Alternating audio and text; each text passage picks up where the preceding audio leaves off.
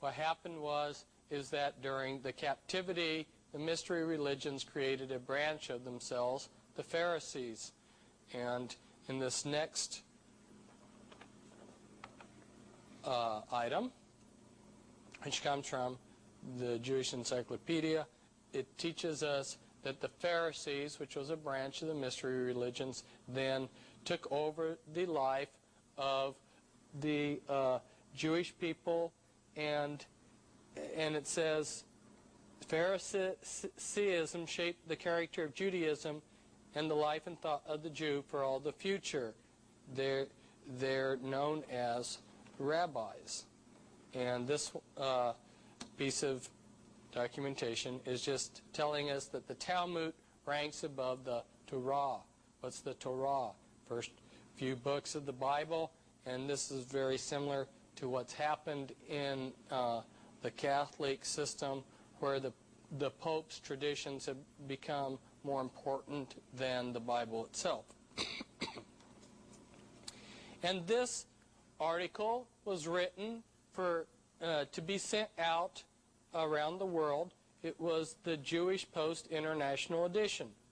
And this is an article by a rabbi, and I won't read it due to time, but he says that if you were born Jewish, you are divine. And this is from another recent Jewish magazine. It's advertising amulets of protection for one's home or office. Now, back in Frankfurt, Germany, there was a family named Bauer, and they had this hexagram amulet on a red sign to protect their house, and they were named after this sign. In German, this red sign, Rothschild, was given to the family, and that's how the Rothschilds were named. When I went in and looked at what was going on, I found that surprisingly there was just as strong a Scottish contingency in the Illuminati as your Jewish contingency, and I don't have time to go through all the names here on this clan map of Scotland, but you will see the Kennedys, which is a top 13 Illuminati bloodline. You'll find the Stewarts, who are good friends with the Rockefellers.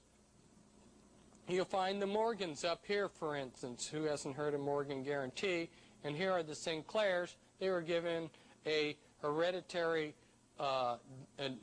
leadership of Freemasonry and are members of the top 13, the top 13th Illuminati bloodline, the Merovingian Holy Bloodline.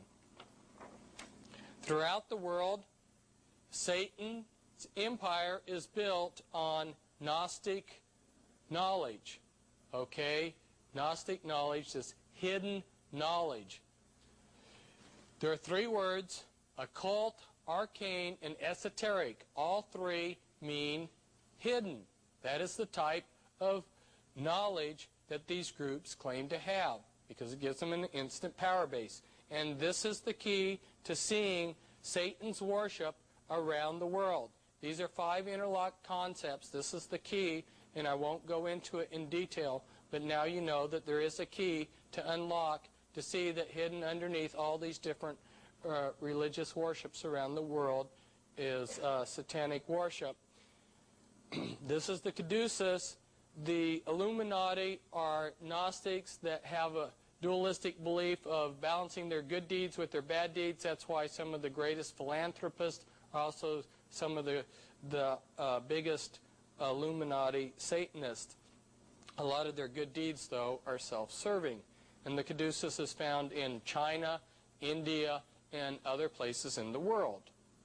A lot of people don't believe that there's such a thing as satanic ritual abuse. So I got this. This was in a museum. And as is typical of Illuminati oaths, they sign them in blood. And this is an oath to Satan to give you my body and soul and my life. And this was an extremely secret Illuminati castle until I began this circuit. This is the gate, the entrance to a lane that leads to the castle. This castle is near the town of Muno, and it's near the French border. It's in Belgium. And the town of Muno is rather strange in itself because the village is connected to the people that run this castle. This castle is used for high-level Mother of Darkness rituals. And when you go down the lane and you go through these huge big doors, and we're not going to describe it all in detail, but anyway, you come to a cathedral, you know, a church within this castle, and in the ceiling is 1,000 points of light.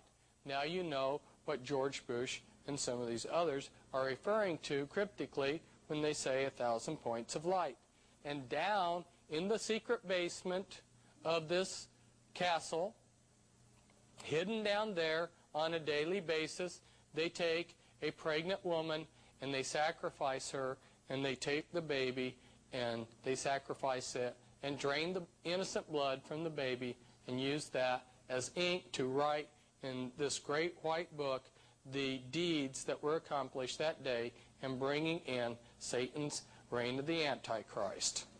Now you'll notice perhaps that right here, the Abbey du Orval, that is a very significant abbey for the Merovingian dynasty. And it's only about 4 or 5 miles from the castle.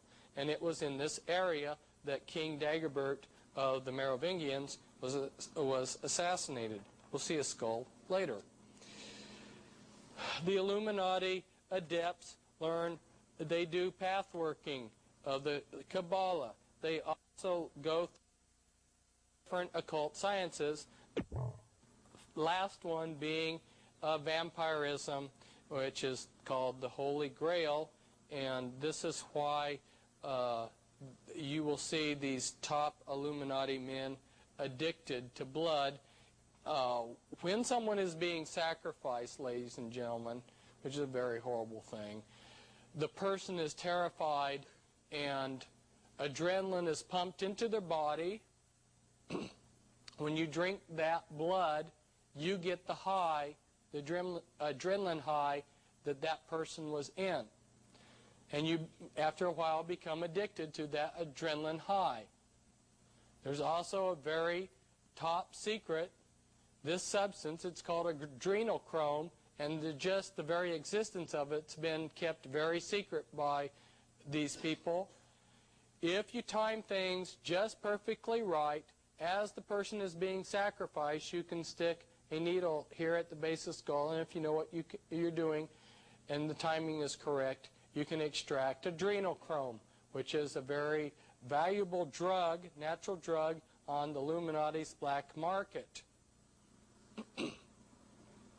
This is why